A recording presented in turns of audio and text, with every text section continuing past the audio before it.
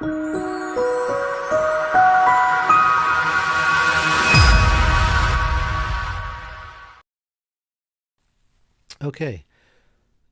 this is a video about using super grout additive in a shower. The tiles are the dull tile 6x6 with non-sanded white grout. The floor is sanded white grout. I'm going to use super grout additive and bright white sanded grout in this shower floor perimeter. As you can see, I'm using a oscillating machine with a diamond bit to remove all of the grout from the edge, and then cleaning it up with a knife, making sure that I've gotten all the existing grout, old grout, everything that might show, that might not be as white as my new beautiful super grout additive grout, removed. And I'm going to vacuum that out with I use a HEPA vacuum, but you can use any type of vacuum.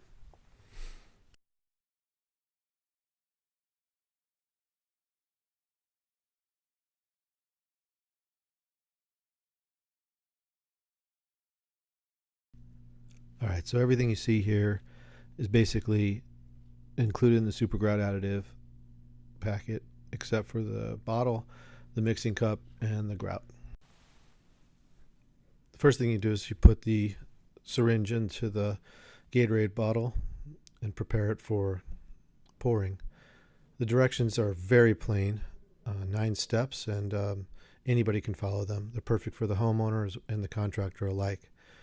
This is a 2-part epoxy. Mix 2 ounces of the white epoxy, the larger part A, resin, and you mix 1 ounce of the part B hardener, and then approximately 7 ounces of grout. And you can vary the grout by smoothness and the consistency that you want. I actually used around 6 ounces here, maybe a little bit more, and because I'm trying to get a nice smooth consistency in a small area, small crack that's approximately 1/4 inch, and I want it to sit in nice and tight, and I want it to look like the rest of the grout.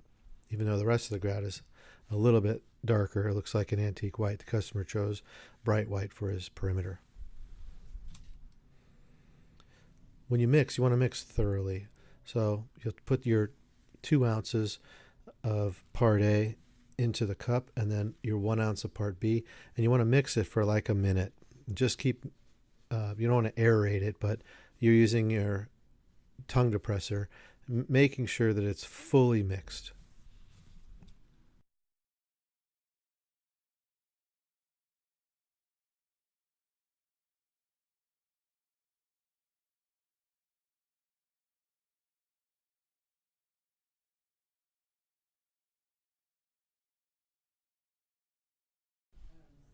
Okay, because you only get 2 mixing cups here, I use 1 mixing cup for the polyblend grout, because that's going to be very sticky if you leave the epoxy in it. So I use 1 mixing cup for the resin, and then I clean it out with a damp rag, and then the same mixing cup to make 1 ounce of hardener, and then I'm going to use the clean cup to put the grout in.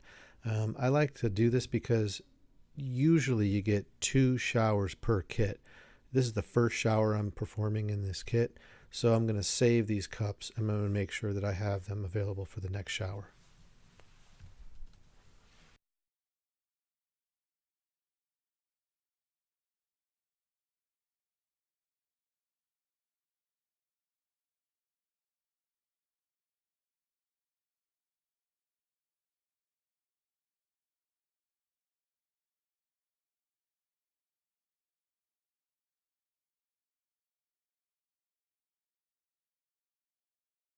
So you can see the consistency of the epoxy there, and I'm going to start adding grout, and I added in 2 ounce segments. So I'm going to add 2, and then I'm going to mix it, and I'm going to add 2 more.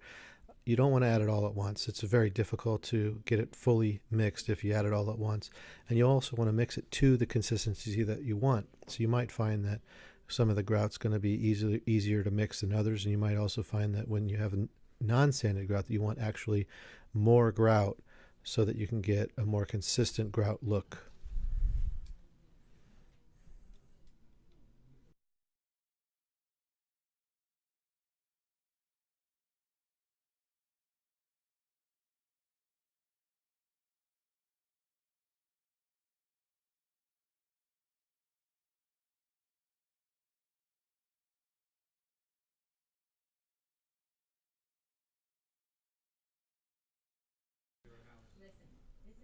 So the Gatorade bottle gives you a really nice base for pouring the epoxy into the syringe. The syringe is basically the same size as the mouth, so you can carefully pour this. This batch will typically do an entire shower perimeter, but you want to make sure that you're working fast so you have all the grout perimeter prepared, because the pot life of this epoxy is going to be such that it starts to harden by the time you get done with the perimeter. If you're having to remove stuff and you're working to remove existing grout and you're not prepped. So do all your prep first and make sure everything's good.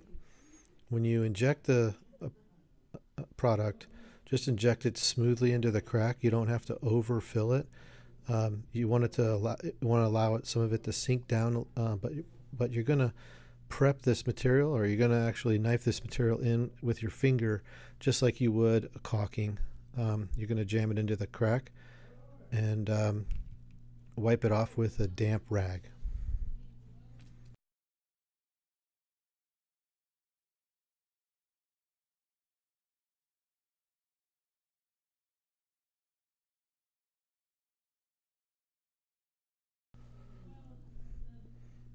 I find that using hot water works best, but cool water is okay as well. And you want to use a microfiber cloth. Some people have been getting some success with sponges, but I don't think sponges actually absorb enough of the material, and they're difficult to clean. And you can just throw away the microfiber cloth and be done with it. So there you go. There you go. You can see other StoneCare EDU videos at stonecareedu.com, as well as the StoneCare EDU YouTube page. You can also see great stone videos at Ted McFadden's YouTube page.